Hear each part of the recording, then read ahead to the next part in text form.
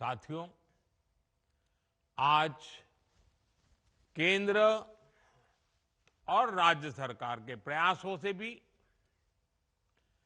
बहनों बेटियों के लिए नए नए सेक्टर खुल रहे हैं। आज हमारी बेटियां बड़ी संख्या में फौज और पुलिस में आ रही हैं। हर महिला को गर्व होगा, आज हमारी बेटियां लड़ाकू विमान उड़ा रही हैं। लेकिन साथियों, हमें वो दिन भी नहीं भूलने हैं जब बिहार में आरजेडी की सरकार थी, लालटेन का राज था। उस दौरान अराजकता और भ्रष्टाचार की सबसे ज्यादा मार मेरे बिहार की माताओं बहनों को, यहां की महिलाओं को ने ही झेली है। वो दिन जब बिहार की बड़ी बड़ी सड़कें टूटी फूटी होती थी, पुल पुलिया का नाम नहीं था, तब उससे सबसे ज्यादा तकलीफ किसको होती थी? जब ऐसी कठिनाइयां होती है ना, तो हम सब जानते हैं, इन सारी कठिनाइयों की सबसे पहली तकलीफ हमारी महिलाओं को उठानी पड़ती है, हमारी माताओं बहनों को उठानी पड़ती है।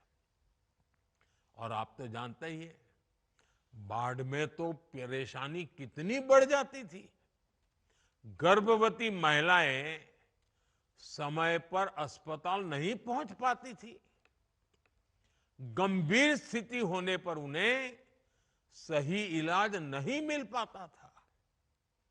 इन कठिन परिस्थितियों से आपको हमारी सरकार ने बाहर निकालने के लिए दिन रात काम किया है।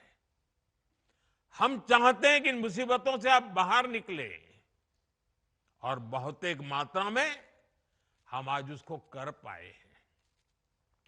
डबल इंजन की सरकार आने के बाद आप तो देखते हैं, बिहार में सड़कें बनने लगी। हम आज भी बिहार में कनेक्टिविटी को बेहतर बनाने में जुटे हुए हैं। इससे बिहार की महिलाओं को बहुत सुविधा होनी शुरू हुई है। माता बहनों, इन दिनों बिहार में एक प्रदर्शनी लग रही है, और जो 30 साल से छोटी उम्र की माताएं बहनें हैं ना, मैं उनसे जरूर कहूंगा कि ये प्रदर्शनी आप जरूर देखें। मुझे जो बताया गया है कि इस प्रदर्शनी में पुराने अखबारों की सुर्खियां दिखाई जा रही है। हम जब उन्हें पढ़ते हैं, और 30 साल के छोटी उम्र के लोगों को तो पता ही नहीं होगा कि कितने बुरे हाल थे। और बूढ़े लोग, बुजुर्ग लोग भी पढ़ेंगे तो उनको भी लगेगा, उनको याद आता है कि आरजेडी के राज में बिहार में किस तरह का खौफ था। कोई घर सुरक्षित नहीं था। नक्सली हिंसा का आतंक बेलगाम था, और इसका दर्द भी सबसे ज्यादा महिलाओं को सहना पड़ता था। गरीब से लेकर डॉक्टर और आईएएस परिवार तक आरजेडी नेताओं के अत्याचार से कोई नहीं बचा था।